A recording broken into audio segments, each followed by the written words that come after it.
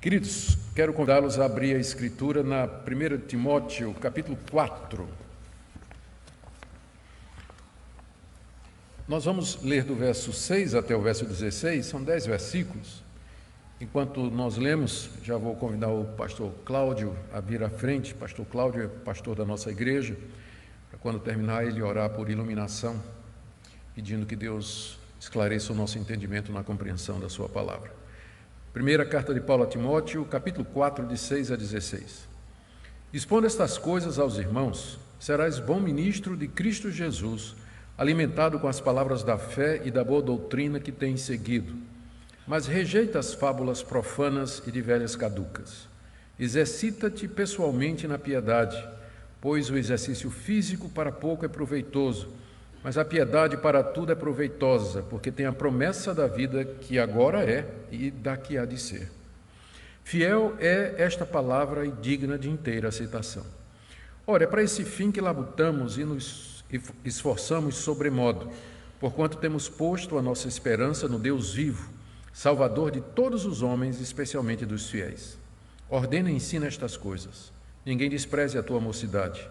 Pelo contrário, torna-te padrão dos fiéis na palavra, no procedimento, no amor, na fé e na pureza. Até a minha chegada, aplica-te à leitura, à exortação e ao ensino.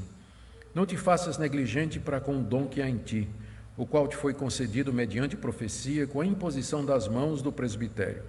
Medita estas coisas e nelas sê diligente, para que o teu progresso a todos seja manifesto. Tem cuidado de ti mesmo e da doutrina. Continua nestes deveres, porque fazendo assim, salvarás tanto a ti mesmo como aos teus ouvintes. Até aqui a leitura da palavra de Deus. Pastor Cláudio. Pai amado, como é bom poder nos reunirmos nesses dias aqui para podermos adorar o teu nome, bendizer ao Senhor e principalmente, Pai amado, ouvir a tua palavra, ouvir a tua voz. O desejo do nosso coração é que o teu Espírito Santo nos assista nesse momento agora, tanto iluminando a mente do pastor Augustus, colocando clareza nas suas palavras, nas aplicações para a nossa vida, tanto quanto nos assistindo para compreendermos o Senhor e a tua palavra, a tua vontade para a gente.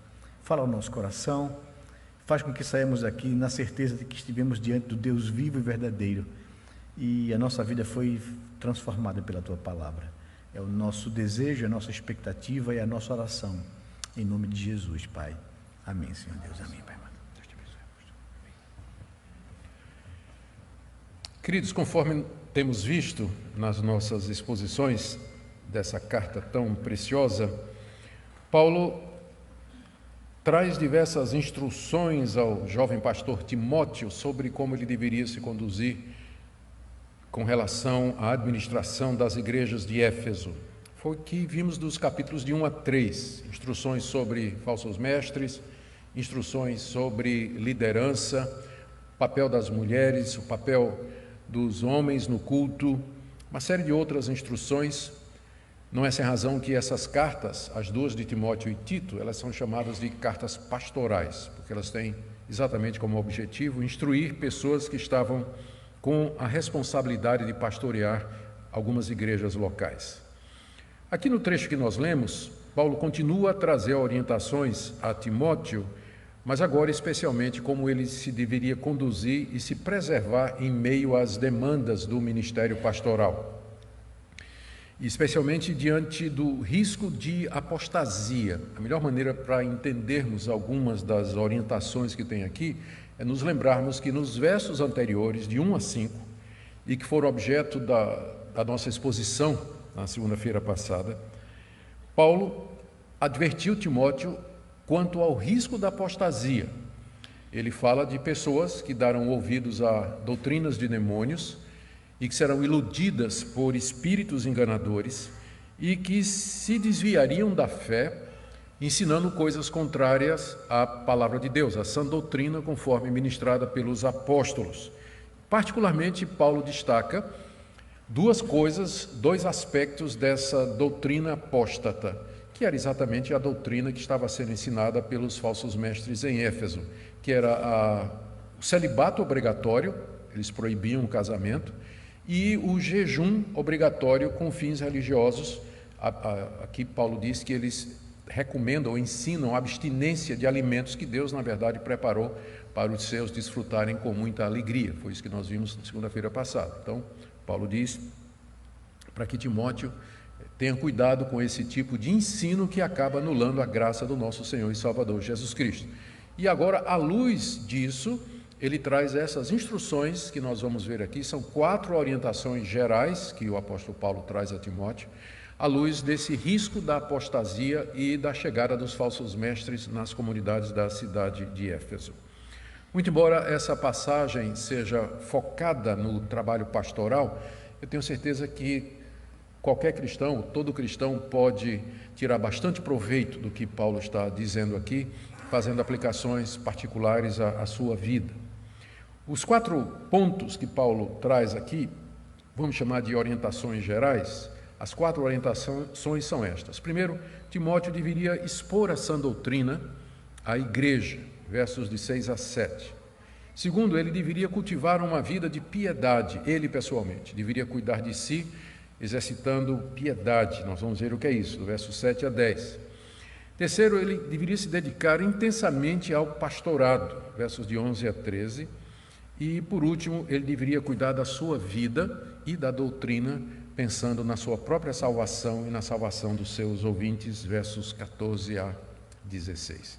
É muito material, não sei se vai dar para cobrir tudo hoje, mas nós vamos tentar, tá bem? Vamos começar então com a primeira orientação para que Timóteo expusesse a sã doutrina aos irmãos, versos 6 e 7 do capítulo 4. Expondo essas coisas aos irmãos, serás bom ministro de Cristo Jesus, alimentado com as palavras da fé e da boa doutrina que tens seguido, mas rejeita as fábulas profanas e de velhas caducas. São 2 orientações aqui debaixo desse cabeçalho principal. A primeira, positivamente, preventivamente, Timóteo deveria expor estas coisas aos irmãos. Estas coisas aí se refere ao que Paulo acabou de dizer nos versos de 1 a 5, que foi: cuidado com a apostasia, cuidado com o ensino de demônios e abstinência do casamento e abstinência de comida, isso imposta e obrigatória, isso é desviar-se da verdade, é a negação de Jesus Cristo. Então, exponha estas coisas aos irmãos, explique aos irmãos que se alguém quiser se abster do casamento, isso é alguma coisa particular de cada um, mas isso não é regra da igreja, o celibato obrigatório. Ou se alguém quer ter uma dieta, não como esse tipo de carne ou não como esse tipo de alimento, isso é da consciência de quem quiser. Eu quero ser vegano, então isso é a opção particular de cada um. Mas isso não é norma religiosa, não é regra de fé e prática, não é regra de fé e prática. Então, exponha estas coisas aos irmãos, Timóteo, ensine estas coisas. Se você fizer isso, Paulo diz aqui, você vai ser um bom ministro de Cristo Jesus. A palavra ministro aqui é a palavra diácono, que significa servo. Você vai ser um bom servo de Cristo Jesus, ministrando estas verdades. Por quê? Porque o Evangelho de Cristo é exatamente a boa notícia da salvação pela graça e não mediante abstinência, ascetismo ou rigor físico, externo, como aqueles falsos mestres estavam ensinando. Então, ensinar a graça de Deus, a suficiência de Cristo na salvação, é o que nos faz bons ministros de Cristo Jesus. E Timóteo estava pronto para isso, final do verso 6, porque ele havia sido alimentado com as palavras da fé e da boa doutrina que tem seguido. Timóteo havia sido discipulado pelo apóstolo Paulo e com Paulo ele aprendeu o que o apóstolo refere aqui, as palavras da fé e da boa doutrina, que é o evangelho conforme Paulo havia recebido e tinha passado para Timóteo. Timóteo havia seguido esse evangelho, havia aprendido com o apóstolo Paulo, portanto havia sido alimentado com a boa doutrina e tinha condições de ser então um bom ministro de Cristo Jesus, expondo a verdade do evangelho às igrejas de Éfeso, especialmente com respeito à salvação pela graça mediante a fé, sem obras da lei. Em contraste, ou de maneira agora negativa, aqui no verso 7, mas rejeita as fábulas profanas e de velhas caducas. Positivamente, exponham o evangelho da graça. Negativamente, rejeite as fábulas profanas e de velhas caducas. Paulo está se referindo ao ensino dos falsos profetas, o ensino dos falsos profetas que estavam infestando a igreja. Chamaram de fábulas profanas porque os falsos mestres, conforme já vimos nos capítulos anteriores, eles traziam lendas e fábulas e mitos tirados da literatura apócrifa, dos escritos gnósticos, genealogia de anjos, visões apocalípticas. Paulo chama tudo isso de fábulas profanas, ou seja, não é nada verdadeiro, é tudo invenção, produto de demônios. Isso é doutrina de espíritos enganadores. É chamado de profano porque usa o nome de Deus em vão e profana o nome de Deus, porque eles chegavam falando em nome de Deus e usando o nome de Jesus Cristo. Mas Paulo diz, é tudo mito o que esse pessoal está ensinando, é tudo fábula. E aqui é importante esse ponto, você observar que os escritores do Novo Testamento, eles faziam distinção entre o que é real e o que é uma fábula. Existem estudiosos, críticos, que a gente chama de liberais, que dizem que no primeiro século, essa distinção entre algo que era realmente histórico e algo que era elaborado, poético ou alegórico, não era uma distinção muito clara. E que no primeiro século as pessoas viviam numa espécie de fantasia. E o que você tem no Novo Testamento, Jesus andando sobre as águas, Jesus ressuscitando mortos, Jesus alimentando uma multidão, é tudo invenção dos discípulos que acabaram atribuindo aquelas fábulas ao Jesus histórico, mas na verdade nada daquilo aconteceu. Só que os autores do Novo Testamento sabiam muito bem o que é fato histórico e o que é fábula, como Paulo está dizendo aqui a Timóteo. Timóteo, isso que esse pessoal está ensinando é mentira, é fábula, é mito, é lenda, não é real. Não está enraizado na realidade histórica. É claro que os autores do Novo Testamento e os autores do Antigo Oriente, eles sabiam a diferença entre uma ficção inventada por alguém e um fato histórico, alguma coisa que de fato aconteceu. Isso que esses mestres estão ensinando, diz o apóstolo Paulo a Timóteo, são fábulas profanas, porque vêm em nome de Deus e atacam o nome de Deus, e por isso se deve rejeitar. Mas não somente são fábulas profanas, mas Paulo diz, e de velhas caducas. Paulo não é politicamente correto, não é? Não pode insultar as velhinhas dessa forma aqui. As velhinhas ficariam certamente revoltadas no dia de hoje, não é? Por isso que as versões mais modernas já não trazem a expressão velha caduca, mas está no original, está no grego. Então, o que Paulo queria dizer é que depois de uma certa idade, a pessoa, não tem como explicar isso sem ofender, não tem. Mas o que ele está dizendo é que às vezes as pessoas ficam idosas, ficam sem ter o que fazer e tudo, e começam a falar da vida dos outros, fofocar, inventar história, quer saber o que é que aconteceu, e agora com o WhatsApp fica pior ainda. Então Paulo compara a pregação dos falsos mestres a esse tipo de conversa inútil que você não presta atenção, você não deve dar atenção. É isso que ele está dizendo. Você não deve dar atenção a esse tipo de coisa, porque não tem substância, não tem fundamento, não tem nada. Então, Timóteo, primeira orientação, exponha a sã doutrina aos irmãos. Você sabe fazer isso, você foi educado com as palavras da fé e da boa doutrina.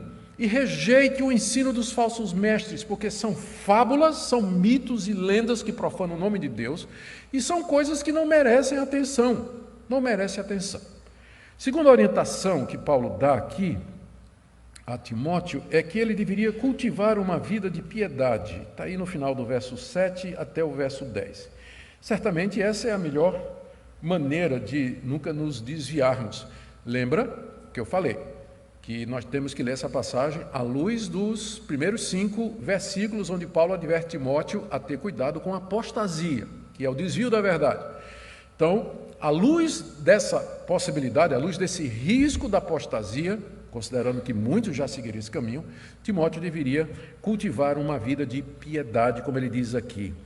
Metade do verso 7. Exercita-te pessoalmente na piedade, pois o exercício físico para pouco é proveitoso, mas a piedade para tudo é proveitosa, etc. Nós vamos depois explicar o restante desses versículos, mas primeiro vamos focar aqui nessa questão, o que é piedade e o que é se exercitar em piedade. A regra da interpretação diz que a gente deve procurar sempre que possível em que sentido uma palavra é usada no contexto, para que nós possamos decidir. Não é determinativo, mas geralmente vai ser nossa melhor tentativa. No contexto imediato, Paulo usa a palavra piedade como sendo simplesmente o Evangelho, que é o capítulo 3, verso 16, que nós já vimos também. Evidentemente, grande é o mistério da piedade. 2 pontos. Aquele que foi manifestado na carne, foi justificado em espírito, contemplado por anjos, pregado entre os gentios, crido no mundo e recebido na glória. Nós vimos, quando expusemos essa passagem, que piedade aqui é a mesma coisa do Evangelho. O mistério do Evangelho é muito grande. O Evangelho é chamado de piedade porque ele produz uma vida de piedade, de devoção, de apego a Deus. Ele nos leva a Deus, nos reconcilia com Deus. Então, nesse sentido, Paulo está falando da causa a partir dos efeitos. A causa é o Evangelho, o efeito é a piedade. Mas Paulo se refere então à causa, mas na verdade ele quer dizer o Evangelho. Então, se nós entendermos dessa maneira, então faz sentido aqui, quando Paulo diz no verso 7, exercita-te pessoalmente na piedade, ou seja, naquelas demandas ou naqueles exercícios espirituais que são prescritos pelo Evangelho ou que estão relacionados com o Evangelho e que vão ajudar você a permanecer firme sem se desviar e sem seguir o caminho da apostasia. Eu creio que essa é a melhor interpretação. Piedade aqui é também o Evangelho, exercita-te no Evangelho, ou seja, naquelas coisas que o Evangelho diz que você tem que fazer. É o que nós chamamos de disciplinas espirituais, oração, leitura da palavra, meditação, jejum. São disciplinas espirituais que, para serem exercidas, nós vamos precisar de dedicação. Por isso que, logo em seguida, Paulo traz uma comparação com o exercício físico, porque é semelhante.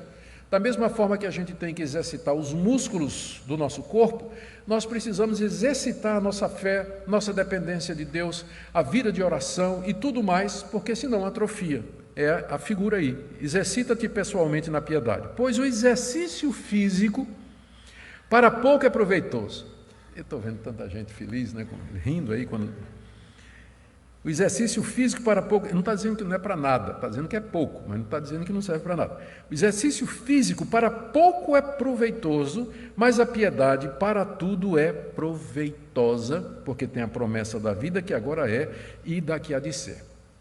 Seguindo então nessa linha de interpretação, que a piedade é o exercício das disciplinas espirituais requeridas pelo Evangelho, segue-se que nós devemos cuidar da nossa alma da mesma forma que nós cuidamos do nosso corpo, o exercício físico. E nós nos exercitamos, nós caminhamos, nós fazemos alguma atividade porque nós sabemos que isso beneficia o nosso corpo e que essas coisas são boas e proveitosas. E à medida que você exercita-se fisicamente, os seus músculos, então, eles se desenvolvem, se mantêm estáveis. Se você não faz isso, você atrofia fisicamente. A mesma coisa é com relação ao Evangelho. Você deve se exercitar nas coisas do Evangelho. Já mencionei várias delas. E nós temos uma razão, Paulo nos dá uma razão para isso. A razão é a seguinte: o exercício físico, ele é proveitoso, mas ele serve apenas para essa vida, enquanto nós temos um corpo feito de carne, ossos, sangue e músculos que precisam do exercício. Quando nós morrermos e depois quando houver a ressurreição dos mortos, nós não vamos mais precisar de exercício físico, pelo menos até onde a gente sabe. Até onde a gente sabe. Não me consta que o corpo da ressurreição ele vai precisar de exercício físico para poder se manter. Então, o exercício físico ele é proveitoso somente para essa vida. O exercício espiritual, exercitar-se na piedade, tem a promessa para essa vida e para a vida vindoura. O que é que Paulo quer dizer com isso? Ele quer dizer que se você se exercita na piedade, busca Deus em oração, lê a palavra de Deus, medita nas coisas de Deus, vive de acordo com o Evangelho, Deus vai abençoar a sua vida aqui. É o que ele diz aqui. Tem a promessa da vida que é da vida presente, ou seja, Deus promete abençoar os piedosos, aqueles que exercitam-se espiritualmente nas coisas do Evangelho. Isso pode significar algum livramento, isso pode significar bênçãos materiais, isso pode significar saúde, isso pode significar uma cabeça boa, porque certamente alguém que anda na presença de Deus, em oração, ele vai sentir mais paz no coração, ele vai lidar melhor com a ansiedade, ele vai enfrentar muito melhor as coisas difíceis e as calamidades dessa vida. Então, ele vai evitar certas coisas que prejudicam a sua saúde, que é o álcool em excesso, o fumo e uma série de outras coisas. Então, é claro que a pessoa que é piedosa, a piedade vai trazer benefícios aqui para essa vida. Vai trazer benefícios aqui para essa vida. E não somente para essa vida. E aqui que está o ponto da comparação. Vai trazer benefícios para a vida futura. Tem implicações para a vida eterna. Uma apreciação melhor das coisas de Deus. Uma contemplação maior da grandeza de Deus e da graça que há na pessoa de Jesus Cristo. Uma perspectiva mais clara do nosso pecado e da nossa necessidade de Deus. Ou seja, em todos os sentidos, o exercício espiritual, ele deve ser procurado. Paulo está argumentando com Timóteo, porque ele diz para Timóteo: Timóteo, você precisa exercitar-se espiritualmente, não somente fisicamente, mas espiritualmente, porque isso tem muito mais vantagem do que o exercício físico. E Paulo diz no verso 9, fiel é esta palavra e digna de toda aceitação, que significa, o que eu estou dizendo, Timóteo, é verdadeiro, é muito sério, e você deve receber essa palavra que eu acabei de dizer como sendo a expressão da verdade. Veja como isso, Paulo usa essa expressão, fiel é a palavra e digna de toda aceitação, umas 5 vezes nas cartas pastorais. Ele faz isso toda vez que ele está introduzindo um assunto de peso, um assunto que ele considera de extrema relevância, e é o que ele faz aqui, na questão do exercitar-se em piedade. E aí ele acrescenta mais um argumento para convencer Timóteo de que Timóteo deveria exercitar-se na piedade. Ele diz no verso 10, ora, é para esse fim que labutamos e nos esforçamos sobremodo. O fim que Paulo se refere aqui, é a promessa que Deus fez no verso 8, de que a piedade tem a promessa da vida que agora é e da que há de ser. Deus promete abençoar os piedosos aqui nessa vida e na vida futura. Então, Paulo continua, é para esse fim que nós nos esforçamos e labutamos. É para esse objetivo, pensando nas promessas para essa vida aqui e nas promessas para a vida futura, que nós nos dedicamos à oração, à meditação, leitura da palavra, jejum quando necessário e qualquer outra disciplina espiritual que nos ajuda a chegar mais próximos de Deus e experimentar mais plenamente as promessas do Evangelho. É para esse fim, Timóteo, que nós nos esforçamos, labutamos e nos esforçamos. As duas palavras são muito fortes no grego, tanto labutar como esforçar. Esforçar, particularmente, é a tradução da palavra grega agonizomai, do verbo grego agonizomai, que só pelo som vocês já sabem o que é que ele significa em português. É você se esforçar ao ponto da agonia, você agonizar por uma coisa tão intensamente que você entra em agonia. Essa é a palavra que foi traduzida como esforçar sobremodo, talvez porque não tem um equivalente, né, uma única palavra equivalente em português para isso, mas a ideia é de um esforço agonizante. Daí isso mostra como nós deveríamos nos disciplinar, e nós deveríamos ter tempo, e nós deveríamos lutar para que nós tivéssemos tempo para nos exercitar na piedade, pensando que Deus prometeu abençoar o piedoso aqui e no mundo vindouro. Paulo quer que Timóteo aprenda isso, e ele traz então um consolo. Por último, não um consolo, mas ele traz um encorajamento para que Timóteo faça isso, que Timóteo deve ter entendido, porque nós não tão claramente. Veja o que ele diz no final do verso 10.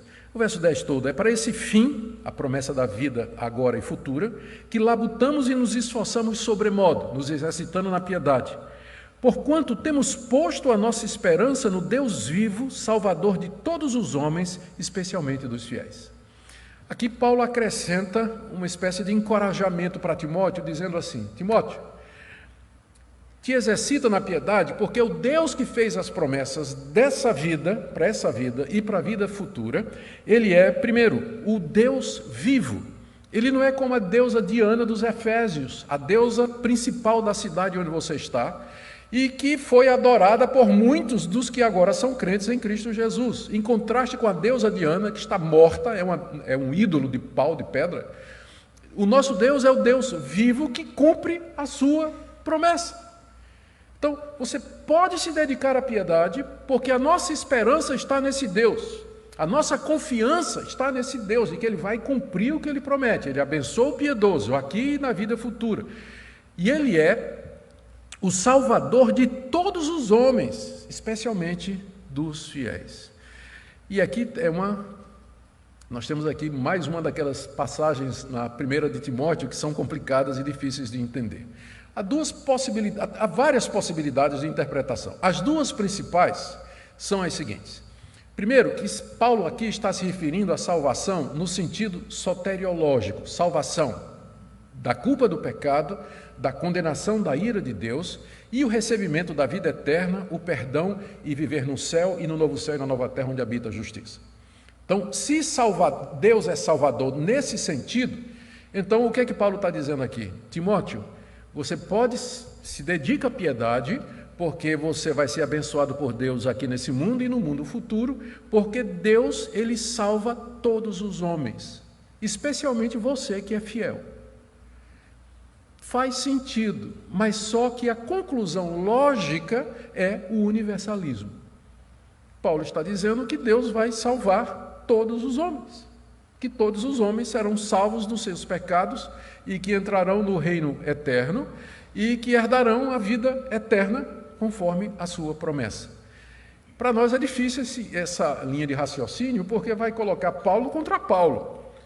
Porque Paulo, não somente aqui na 1 Timóteo, mas em outros dos seus escritos, em todos os seus escritos, ele fala não somente da salvação mediante a fé em Cristo Jesus, mas da condenação e a perdição dos ímpios e dos incrédulos, e de que a ira de Deus vai se abater sobre eles. Então, nós não podemos tomar a palavra salvador aqui no sentido de salvar dos pecados. E em que sentido, então?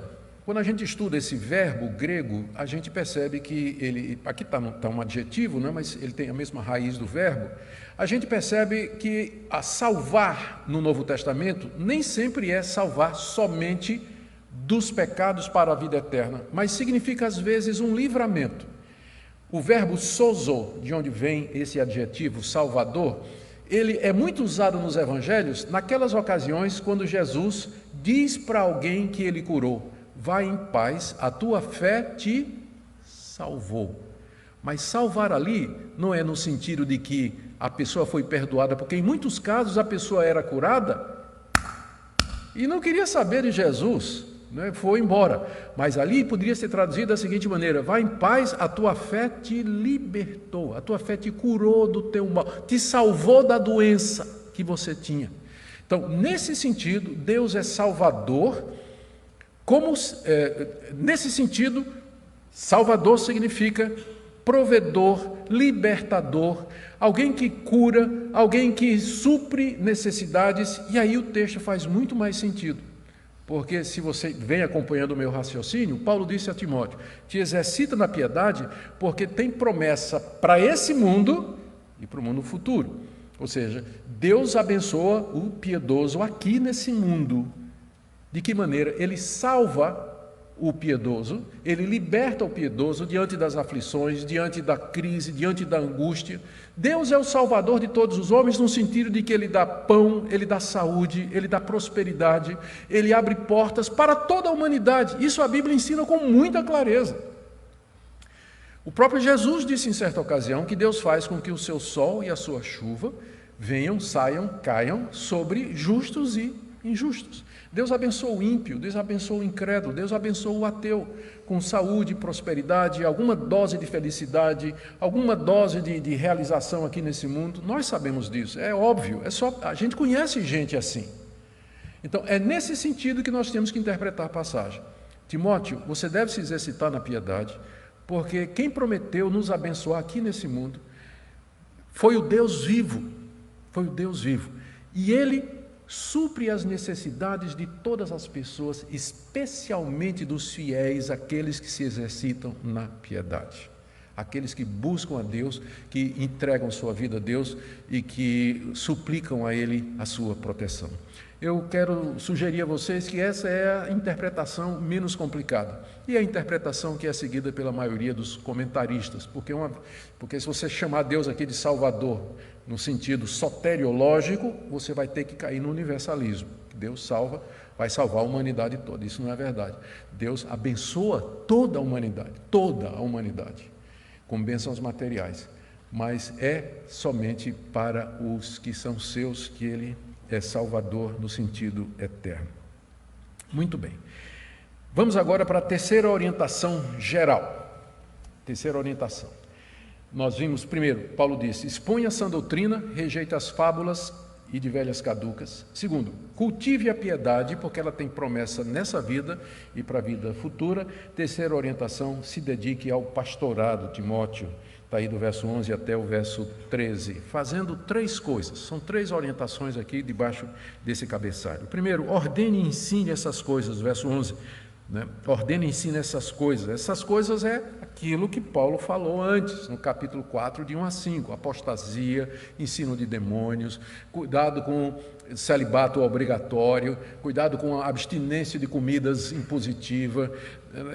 Ensina e ordena estas coisas, ou seja, que a nossa salvação é em Cristo Jesus pela graça. Ordenar e ensinar aponta para o fato de que Timóteo, ele tinha autoridade na igreja para fazer isso.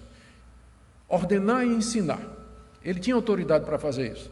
Era uma autoridade que havia sido dada pelo apóstolo Paulo. Essa é a razão, inclusive, porque essa carta deveria ser lida na igreja de Éfeso, para que os membros da igreja de Éfeso, ao ler isso aqui, o próprio apóstolo Paulo está dizendo que Timóteo pode ensinar e ordenar estas coisas.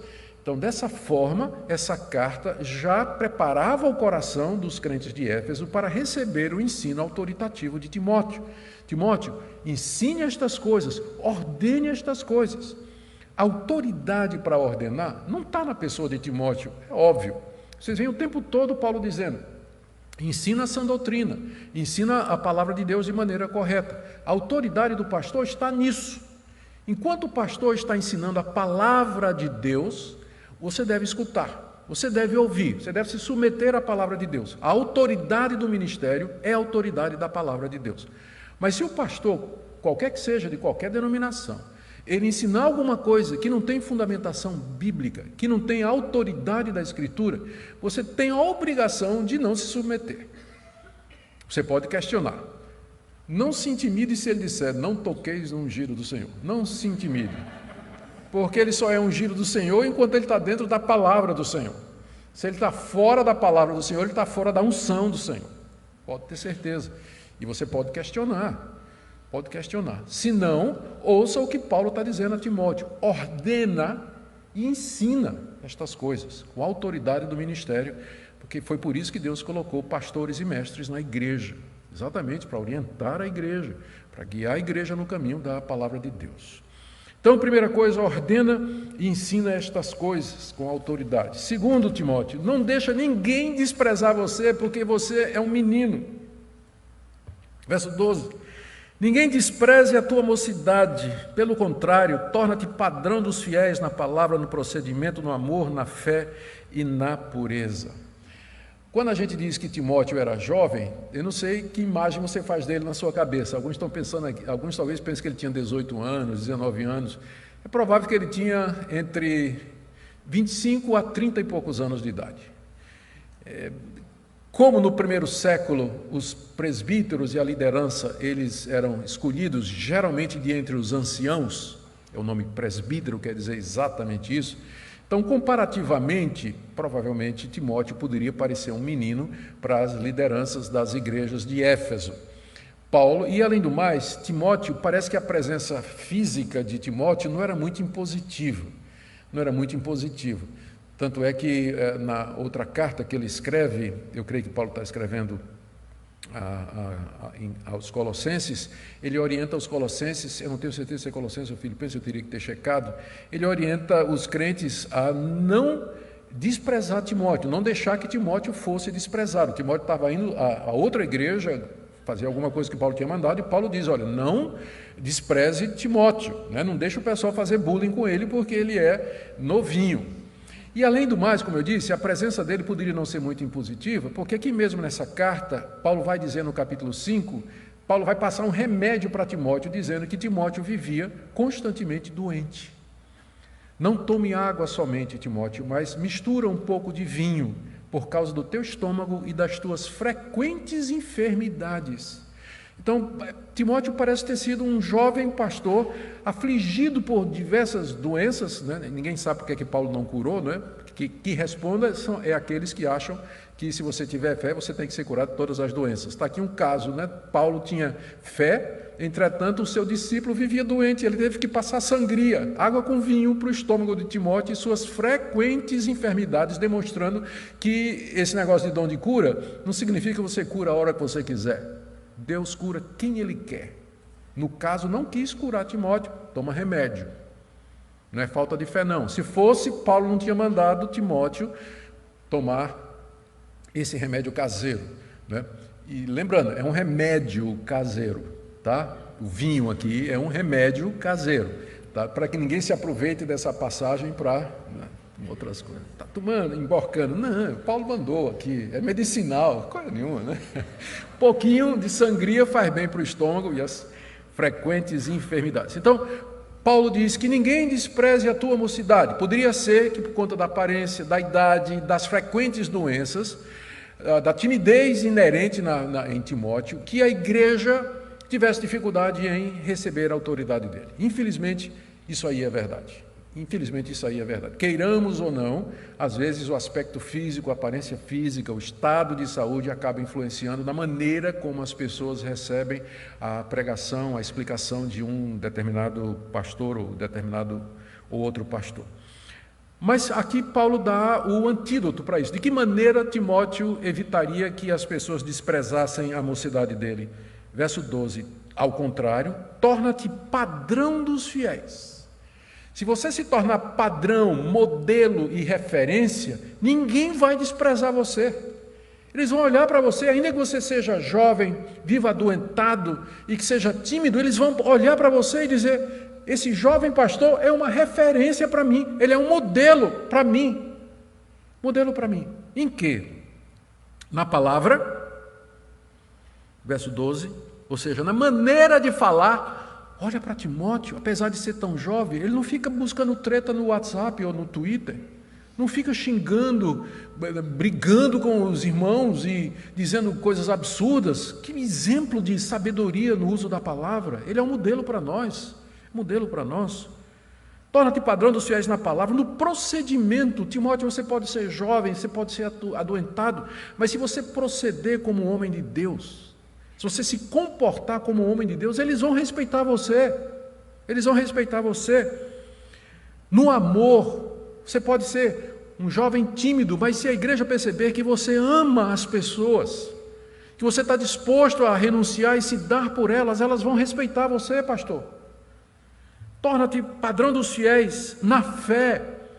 Se a igreja perceber que você é um homem que confia em Deus, que você vive na prática aquilo que você ensina, eles vão respeitar você, pastor.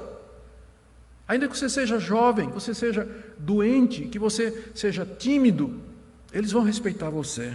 A mesma coisa na pureza dos motivos, na pureza das intenções. Não faz as coisas por falsidade, não fala pelos dois cantos da boca, diz uma coisa pelo canto, enquanto em outro lugar diz outra coisa pelo outro canto da boca.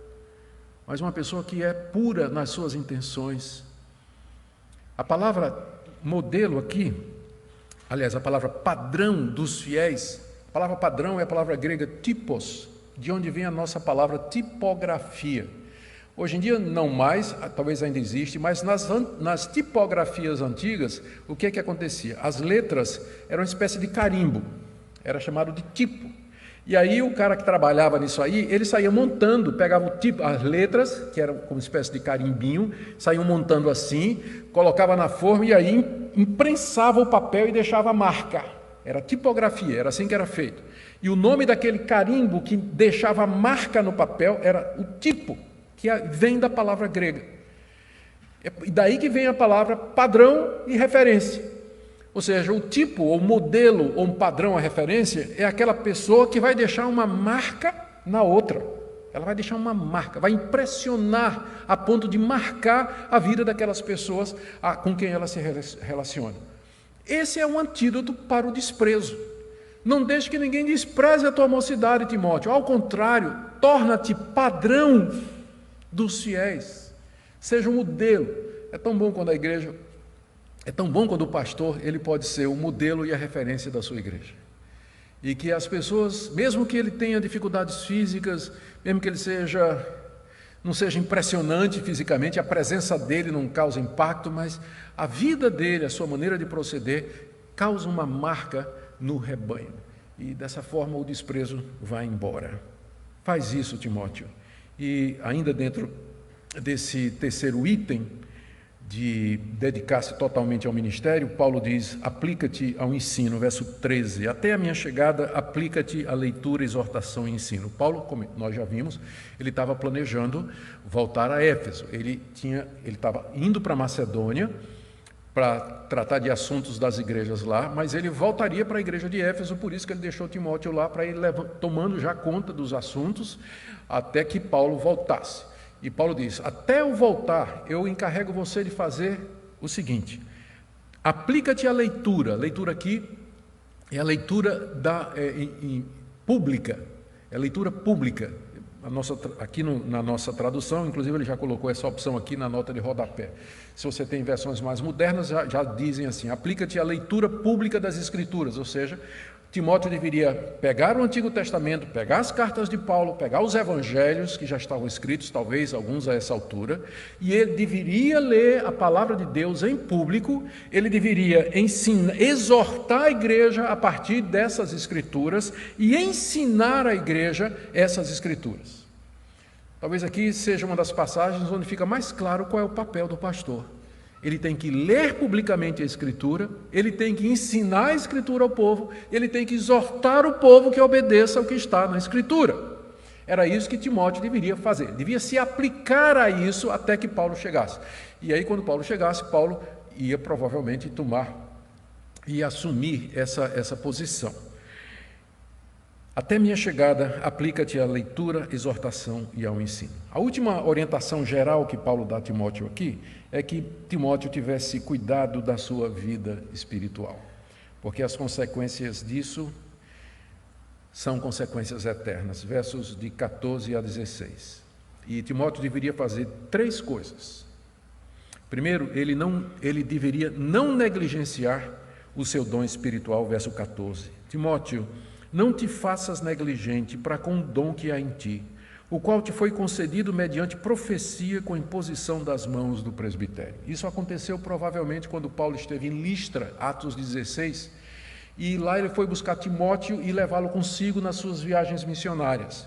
Timóteo era um jovem crente que havia sido criado no Evangelho pela sua mãe e pela sua avó, então era cristão da gema, de nascimento mesmo, e Paulo viu nele as qualidades necessárias para um companheiro de viagem, queria levá-lo. Então o que aconteceu deve ter acontecido lá em Listra, nós não temos certeza, não podemos afirmar, mas é que o presbitério da região já tinha igrejas plantadas ali, os presbíteros da região se reuniram, impuseram as mãos sobre Timóteo para separá-lo para aquele ministério, e durante esta cerimônia, um profeta cristão ou profetas cristãos falaram da parte de Deus, dizendo a Timóteo, encorajando Timóteo para que Timóteo prosseguisse, que confiasse em Deus, que Deus haveria de estar com ele, Deus haveria de abençoá-lo. Tudo isso aconteceu na consagração de Timóteo ao ministério pastoral, onde a gente aprende algumas coisas. Primeiro, que a cerimônia de separar alguém para o trabalho pastoral mediante a imposição de mãos não é uma criação da igreja, mas é uma prática instituída pelo apóstolo Paulo e que tinha a ver com a unção dos reis, dos sacerdotes, que era feita pelos profetas no Antigo Testamento. É interessante que no Novo Testamento não tem mais unção com óleo de pastor. Eu quero que alguém me mostre no Novo Testamento onde um pastor é consagrado através de unção com óleo. Não tem. Isso era como se fazia no Antigo Testamento para os reis e para os sacerdotes. Há todo um ritual na lei de Moisés sobre a unção do sacerdote. Até o óleo tinha que ser um óleo especial, tinha uma receita especial. Mas no Novo Testamento é imposição de mãos por parte do presbitério, dos presbíteros, daqueles que já são pastores antes. Qualquer outro ritual é invenção. Qualquer outro ritual é invenção. Por quê? Porque a imposição de mãos, ela simboliza a transferência de autoridade. Transferência de autoridade. Nós transferimos, nós passamos para você essa autoridade pastoral e ministerial para você ordenar e ensinar estas coisas. É isso que é o ofício, é isso que a gente chama de ofício pastoral. É chamado de ofício por isso, porque ele provém dessa designação oficial por aqueles que são os legítimos representantes ou continuadores da obra apostólica. Então, nesse evento em que Timóteo foi consagrado, separado, ordenado ao ministério, pessoas, profetas cristãos, trouxeram essa palavra de encorajamento. E ali ele recebeu esse dom, provavelmente uma referência ao dom de mestre, o dom de ensinar, que Paulo, tanto aqui, diz para ele, você tem que usar isso aí em Éfeso, Timóteo, você tem que usar. Paulo diz para Timóteo, não negligencie esse dom que você recebeu. O que é que significa negligenciar? Seria deixar de usar. E se você deixa de usar, ele atrofia. Não seja negligente, Timóteo, você é um mestre, você foi ordenado para isso. Os profetas falaram, te abençoaram, disseram que Deus estaria com você. Então, coragem, homem. Usa o dom que Deus te deu. Se você não usa, você vai negligenciar, ele vai cair em desuso. Busca o poder de Deus, porque ele foi dado por Deus. Então, busca o poder de Deus para que você exerça esse dom. Se prepare para usar esse dom o melhor possível. Estude a Escritura, aprenda a Bíblia, para que você possa usar o seu dom de maneira mais eficaz. Não negligencie esse dom que Deus lhe deu. Como isso é necessário? Como isso é necessário hoje? Pastores sejam encorajados, animados a desenvolver aquelas habilidades e dons que Deus lhe deu para abençoar o seu povo. Segunda coisa, medita nessas coisas, Timóteo, verso 15. Medita estas coisas, ou seja, tudo isso que eu acabei de te dizer aqui, e nelas ser diligente para que teu progresso a todos seja manifesto. E aí o povo vai ver que você não é um mocinho bobo. Mostra o teu progresso na vida espiritual, o teu progresso na vida cristã, o teu progresso no ministério. Meditando nessas coisas, pensando nessas coisas, remoendo as palavras, se apoderando delas, examinando sua vida, corrigindo sua vida com essas palavras do apóstolo Paulo, e se dedique a elas, seja diligente nelas. E aí todo mundo vai ver o teu progresso, e ninguém vai desprezar a tua mocidade. Ninguém vai desprezar a tua mocidade. E por último, última orientação, dentro desse último cabeçalho, que é cuidar de si mesmo. Está aí, é tirado desse verso aí. Tem cuidado de ti mesmo e da doutrina. Continua nesses deveres, porque fazendo isso salvarás tanto a ti mesmo como aos teus ouvintes. Cuidar de si mesmo é fazer tudo isso que Paulo tinha dito aqui. Cuidar de si mesmo espiritualmente, da sua vida espiritual, cuidar do seu comportamento, cuidar do seu ministério.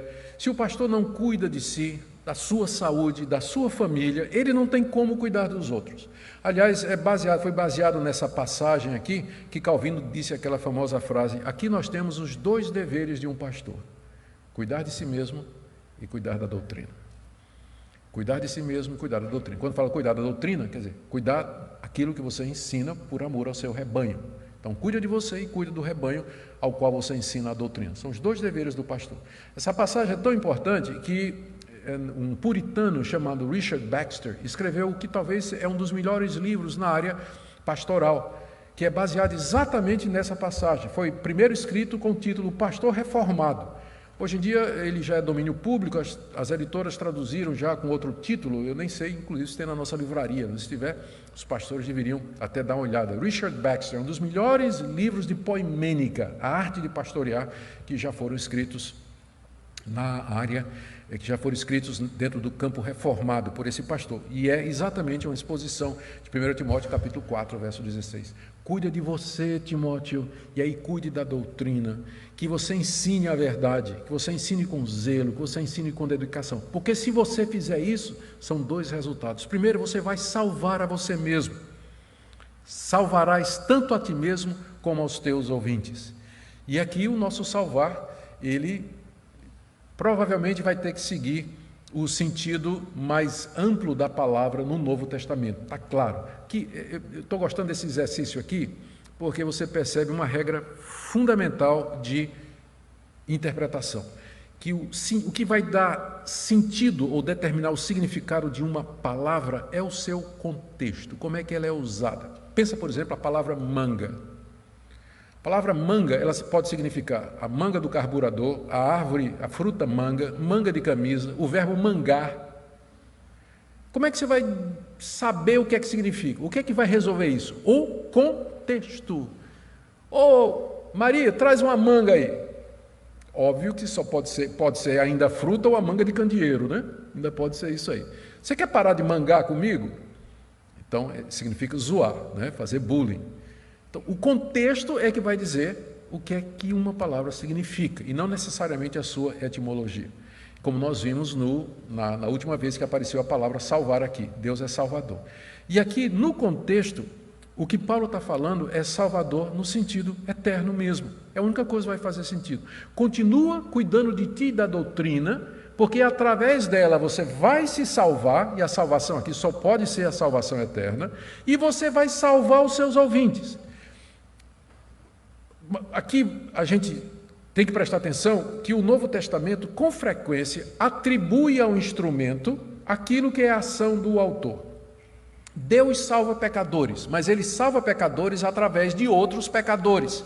Então, às vezes, Ele se refere à salvação como sendo feita pelo instrumento, como é o caso aqui. Timóteo, se você continuar a pregar o Evangelho, você vai salvar os seus ouvintes. Não é que Timóteo vai salvar os ouvintes, é que através de Timóteo, Deus vai salvar os ouvintes. Por exemplo, lá no final de Tiago, se alguém apartar um pecador do seu caminho, salvará a alma dele da morte e cobrirá uma multidão de pecados. Mesma expressão lá no fim de Tiago, mas na verdade significa que é Deus que vai fazer isso.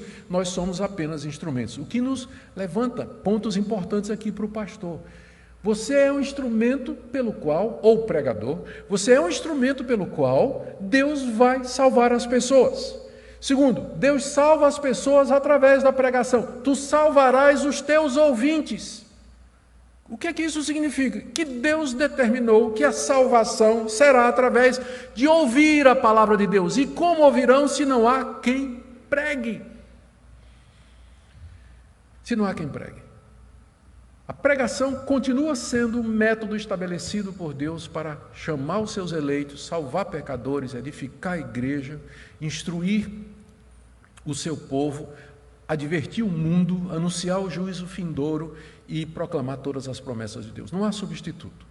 Não há substituto, e essa passagem é uma passagem das muitas que provam isso. Eu quero terminar com algumas aplicações. Primeiro, para você, meu colega, irmão, colega de ministério, pastor. Esse texto aqui é extremamente desafiador. Não dá para ler isso aqui sem cairmos de joelhos em lágrimas diante de Deus, sondando o nosso coração, sondando nossa vida, nosso ministério, nossas motivações. É uma palavra que traz ânimo, que traz orientações e que revelam que o ministério pastoral é cheio de lutas, lutas mesmo. E aqui vem minha segunda palavra para aqueles jovens que ficam pensando em um dia se tornar pastor. Pensa bem no que é que você vai fazer. Pense bem, porque é isso aqui, é luta, é conflito, é disciplina, é exercício, é dedicação intensa, que nos consome dia e noite, diuturnamente. Não são poucos pastores que eles acabam em burnout mesmo. Eu já mencionei aqui para vocês que nos Estados Unidos, a Associação Americana de Medicina, não lembro bem qual é o órgão lá, classificou as 3 profissões que demandam mais recursos da saúde nos Estados Unidos, que são policiais, médicos e religiosos, pastores. Estamos na categoria de risco. As 3 profissões mais arriscadas do mundo. É exatamente essa daí. Então, jovem, pensa bem quando você diz assim, eu quero ser pastor. Pensa bem. Só vá se não tiver jeito. Só vá se Deus jogar você na barriga de um peixe e mandar você de volta para Nínive, como ele fez com Jonas.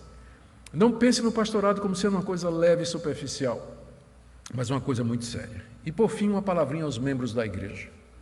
O que é que vocês poderiam fazer para animar os pastores de vocês? Seus pastores passam por necessidade, eles sofrem, eles têm problemas com sua família, eles têm problema de saúde, eles têm problema financeiro. Às vezes eles tentam fazer o melhor, mas eles erram, eles tropeçam, eles não fazem as melhores escolhas. Qual tem sido a sua atitude? Crítica? Condenação? Ao menos ora pelos seus pastores. Já tentou chegar para ele, dar um abraço, e uma palavra de consolo, de conforto, e em vez de oferecer crítica e condenação, oferecer apoio, porque se o pastor é homem de Deus, ele não erra de propósito, ele tenta fazer o que é correto e agradar a Deus, mas como pecador que ele vai falhar, nem sempre a pregação dele vai ser boa. É muito difícil você manter a consistência, ou seja, sempre pregar nesse nível. Às vezes, nós saímos do púlpito procurando um buraco para se esconder, achando que fizemos o trabalho mais porco da vida da gente. Então acontece muito isso, E você especialmente que fica esperando, graças a Deus não acontece aqui conosco, ainda bem, mas você que fica esperando o culto acabar, o pastor já desce de lá assim, né, cansado, e se diz assim, pastor, que sermão ruim, viu? Olha, eu tenho uma pergunta aqui, o senhor disse isso, mas isso.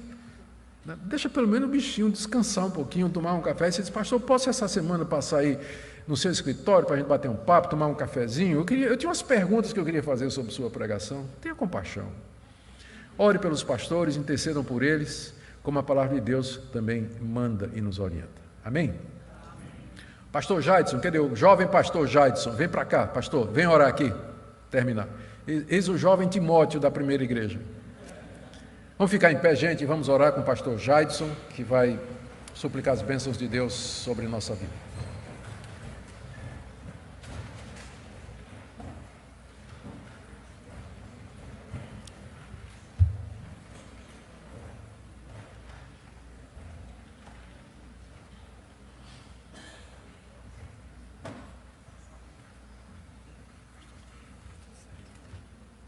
Oremos, irmãos.